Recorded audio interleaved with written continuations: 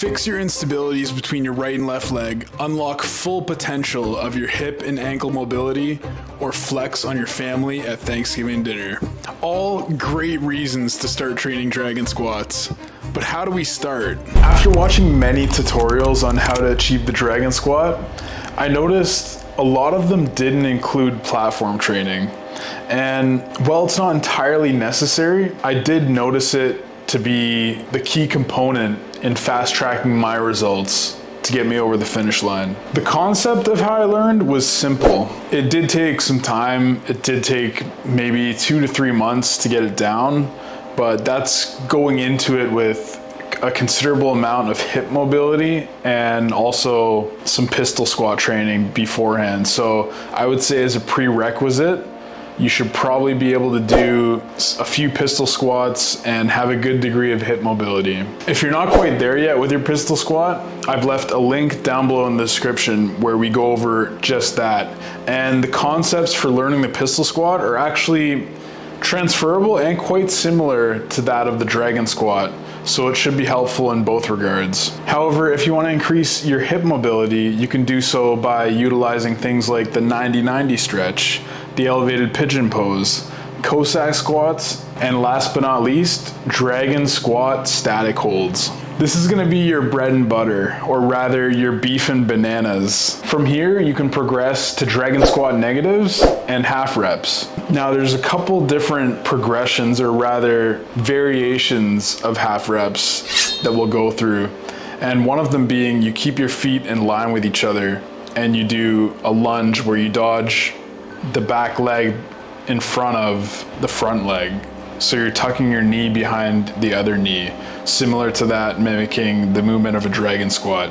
If you want to make this harder, you can decrease the span between your legs, the distance between your legs, and have them closer together.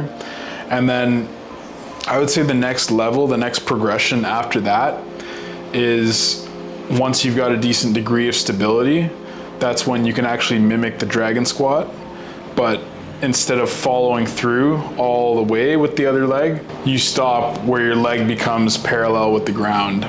Once you're comfortable with static holds, negatives, and half reps, now is where the fun begins and we can put it into practice. And I think the best way to do so and bridge the gap between that and a full rep is to incorporate platform training. So starting out, platform training is really going to emphasize your depth, and this could expose certain areas of weakness that you may have, whether it's ankle mobility or hip mobility, and the ability to maximize the depth of both of those in that position.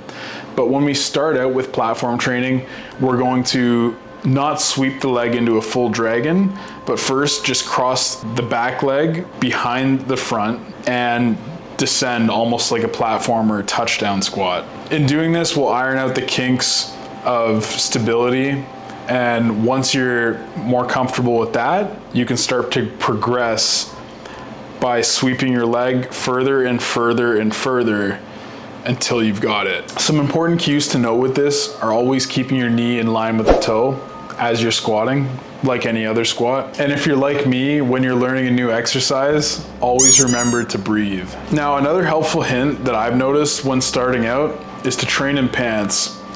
If you have track pants that can slide up against one another, that'll be great, because sometimes if you're wearing shorts, your legs will stick together, preventing you from finishing the movement.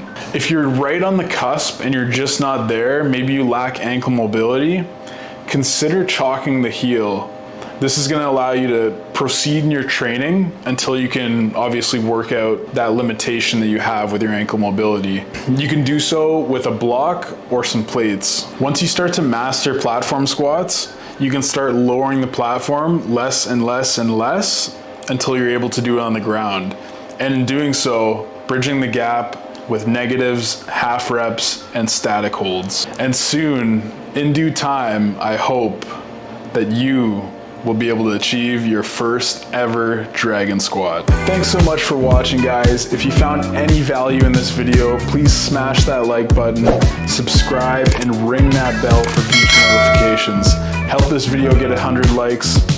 Share it out to your friends, family, great Uncle Ron, whoever you gotta share it to, and we'll see you in the next one.